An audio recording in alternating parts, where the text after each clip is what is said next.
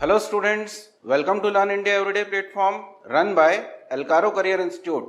मैं डॉक्टर मनोज आपकी physics faculty complete solution of HC Verma की इस सीरीज में आपका स्वागत है। हम इस सीरीज में पढ़ रहे हैं chapter number 5 Newton's law of motion का क्वेश्चन नंबर 12। तो चलिए सबसे पहले हम क्वेश्चन पढ़ते हैं। क्वेश्चन हमें दिया हुआ है, a man has fallen into a Dick of width d and two of his friends are slowly pulling him out using a light rope and two fixed pulleys as shown in the figure show that the force assumed equal for both the friends exerted by each friend on the rope increases as the man moves up. Find the force when the man at a depth h. तो यहां हमें diagram में दिखाया गया है, 3 friends हैं, उसमें से एक फ्रेंड एक डिक के अंदर गिर जाता है। उस डिक की विड्थ हमें दी हुई है स्मॉल डी, और ये जो 2 फ्रेंड्स हैं ये पुली और रोप सिस्टम के थ्रू इस फ्रेंड को बाहर निकालने की कोशिश कर रहे हैं। तो जब ये कोशिश कर रहे हैं तो हमें क्वेश्चन में पूछा गया है कि जब ये डिक के इनसाइड वाला फ्रेंड एच डेप्थ में होगा उस समय इन बंदों के ऊपर लगने वाला फोर्स कितना होगा। और हम ये जानते हैं कि इन बंदों के ऊपर उतना ही फोर्स लगेगा जितने फोर्स के साथ ये स्ट्रिंग को खींच रहे हैं, और वो इक्वल होगा उस स्ट्रिंग के ऊपर लगने वाले टेंशन के। तो आइए हम इसको कैलकुलेट करते हैं। सबसे पहले हम अज्यूम करते हैं कि ये जो बंदा है इस बंदे का वेट है m। तो इस फ्रेंड के ऊपर जो डिक में गिरा हुआ है इसके ऊपर लगने वाला सबसे पहला फोर्स होगा वेट, जिसकी वैल्यू होगी mg। अब इस mg के कारण इन दोनों तरफ की स्ट्रिंग के ऊपर टेंशन आना स्टार्ट होगा। इस टेंशन को निकालने के लिए सबसे पहले हम एक वर्टिकल लाइन ड्रॉ करते हैं, और अब हम ये अज्यूम कर लेते हैं कि स्ट्रिंग के ऊपर प्रोड्यूस होने वाला जो टेंशन है वो है आपका T, और ये अज्यूम कर लेते हैं कि वर्टिकल के साथ ये स्ट्रिंग जो एंगल बना रही है वो है थीटा। तो बोथ साइड में इस एंगल को मैं अज्यूम कर लेता हूं थीटा।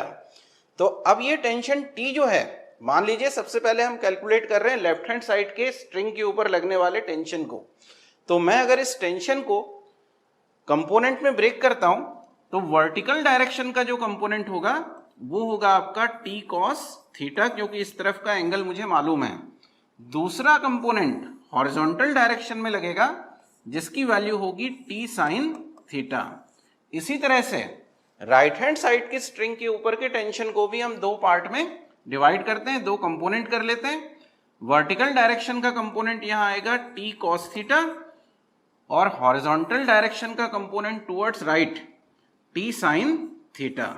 तो आप देख सकते हैं कि हॉरिजॉन्टल डायरेक्शन के ये दोनों कंपोनेंट एक दूसरे को कैंसिल आउट करते हैं, जबकि वर्टिकल डायरेक्शन में T cos theta plus T cos theta, तो अपवर्ड डायरेक्शन का फोर्स हो गया 2T cos थीटा, और डाउनवर्ड डायरेक्शन में फोर्स है mg। और इन दोनों फोर्सेस के इफेक्ट में अगर ये ऑब्जेक्ट अपनी पोजीशन के ऊपर रेस्ट में है, या फिर मैं कहूं यूनिफॉर्म वेलोसिटी के साथ अपवर्ड डायरेक्शन में जा रहा है, तो ये दोनों फोर्स एक दूसरे के इक्वल होंगे। तो मैं यहां लिख सकता हूं 2T cos theta, 2T cos theta equal to mg, और हमें कैलकुलेट करना है इस T की वैल्यू को। तो मैं यहां T को एक तरफ करता हूं और दूसरी तरफ इस 2 cos थीटा को लेके जाता हूं, तो मैं लिख सकता हूं mg अपॉन 2, और इस cos थीटा की वैल्यू को मैं 1 अपॉन में अलग से लिख लेता हूं, क्योंकि इसकी वैल्यू मुझे कैलकुलेट करनी पड़ेगी in term of D and H। तो चलिए अब देखते हैं इस cos थीटा की वैल्यू क्या होगी। तो हमें यहां दिया हुआ है कि डिक की विड्थ अगर D है, और मैं एक पुली से इस वर्टिकल लाइन के बीच के डिस्टेंस की बात करूं तो आप इजीली कह सकते हैं कि ये डिस्टेंस ठीक आधा होगा D से, तो ये डिस्टेंस हो गया D/2। और अगर हम बात करें इस हाइपोटेनस की, ये जो राइट एंगल ट्रायंगल है इसमें ये हाइपोटेनस की, तो हमें ऑलरेडी दिया हुआ है कि ये जो मैन या फ्रेंड है ये h डेप्थ में है। इसका मतलब इसका जो बेस है वो है h। तो यहां हाइपोटेनस की वैल्यू में लिख सकता हूं h² प्लस d/2 का होल स्क्वायर। तो अब अगर मुझे यहां cos थीटा की वैल्यू कैलकुलेट करनी है तो cos थीटा इक्वल टू हो जाएगा बेस अपॉन हाइपोटेनस। तो मैं लिख सकता हूं h upon under root of h square plus d square by 4। मैं अगर ब्रैकेट को ओपन कर लेता हूं तो ये वैल्यू हो जाएगी D square by 4।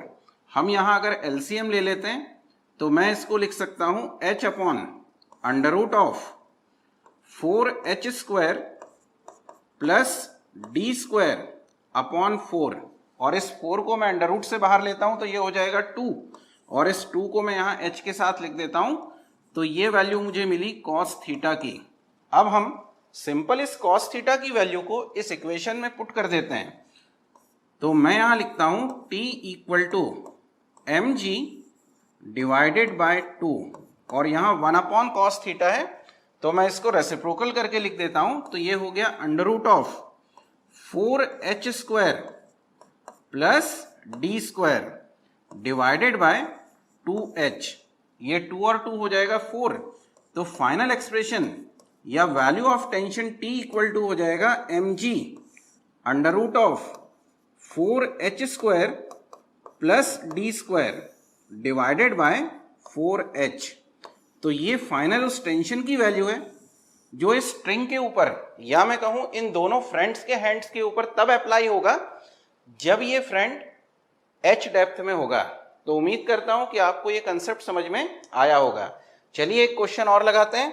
Next question हमें दिया हुआ है, the elevator shown in figure is descending with an acceleration of 2 meter per second square. The mass of the block A is 0.5 kg. What force is exerted by the block A on the block B? तो सबसे पहले हम ये देखते हैं कि इस question में इंफॉर्मेशन क्या दी हुई है। तो सबसे पहले हमें दिया हुआ है कि ये जो पूरा का पूरा एलिवेटर है ये 2 मीटर पर सेकेंड स्क्वायर के एक्सेलरेशन से डाउनवर्ड डायरेक्शन में मूव करता है। हम इस एक्सेलरेशन की वैल्यू अज्यूम कर लेते हैं 2 मीटर पर सेकेंड स्क्वायर जो हमें क्वेश्चन में दी है। तो हमने इसको मान लिया स्मॉल a। अब हमें यहां गिवन है कि ये जो ब्लॉक A है इस ब्लॉक A का मास 1/2 kg हमें दिया हुआ है, और साथ में हमें ये दिया हुआ है कि ये जो ब्लॉक है ये ब्लॉक A ब्लॉक B के ऊपर कितना फोर्स एक्सर्ट करता है। तो ब्लॉक A ब्लॉक B के ऊपर उतना फोर्स एक्सर्ट करेगा जितना रिएक्शन फोर्स इस ब्लॉक A के ऊपर अप्लाई होगा according to Newton second law. तो मैं अगर इस ब्लॉक A के ऊपर लगने वाले फोर्स की बात करूं तो एक फोर्स इसके ऊपर लगेगा वेट जिसकी वैल्यू होगी ma इंटू जी, और दूसरा फोर्स R जो इसका रिएक्शन फोर्स होगा। हमें यहां कैलकुलेट करना है इस R की वैल्यू को, जबकि ये पूरा का पूरा सिस्टम A एक्सेलरेशन से डाउनवर्ड डायरेक्शन में मूव कर रहा है। तो सिंपल से मैं यहां डायनामिक इक्वेशन ऑफ मोशन लिखूं तो मैं लिखूंगा ma इंटू जी माइनस अपवर्ड डायरेक्शन का फोर्स हो गया इस ब्लॉक A के ऊपर R इक्वल टू होगा mass of the block multiplied by acceleration of the elevator, और ये एलिवेटर का एक्सेलरेशन हमने अज्यूम किया है a, और मुझे यहां कैलकुलेट करनी है r की वैल्यू। तो मैं इस r को एक तरफ शिफ्ट कर दूं और बची हुई वैल्यू को दूसरी तरफ ले आऊं तो मैं लिख सकता हूं mag minus ma into small a। हम इसमें से कॉमन निकाल सकते हैं ma की वैल्यू को, तो मेरे पास ब्रैकेट के अंदर आ गया g माइनस a। ma की वैल्यू मुझे दी हुई है हाफ, स्मॉल g की वैल्यू बच्चों हम जानते हैं 10 मीटर पर सेकेंड स्क्वायर, और एलिवेटर का एक्सेलरेशन इन डाउनवर्ड डायरेक्शन में मुझे दिया हुआ है 2 मीटर पर सेकेंड स्क्वायर। तो 10 माइनस 2 हो गया 8, और डिवाइड बाय करोगे 2 के साथ तो ये आंसर आ जाएगा आपका 4 न्यूटन। तो बहुत इजीली आप ये कैलकुलेट कर सकते हैं कि ब्लॉक A ब्लॉक B के ऊपर कितना फोर्स लगा रहा है, अगर आप कंसेप्ट वाइज ये कैलकुलेट कर लें कि ब्लॉक A के ऊपर लगने वाला रिएक्शन फोर्स कितना है। क्योंकि न्यूटन्स थर्ड लॉ हमें ये कहता है कि किसी ब्लॉक के ऊपर जितना फोर्स अप्लाई होगा उतना ही वो ब्लॉक किसी दूसरे ब्लॉक के ऊपर भी अप्लाई करेगा। तो उम्मीद करता हूं कि आज के सेशन के ये दोनों क्वेश्चंस के कंसेप्ट आपको समझ में आए होंगे। नेक्स्ट क्वेश्चन को लगाने के लिए हम नेक्स्ट सेशन में फिर मिलेंगे। तब तक के लिए नमस्कार।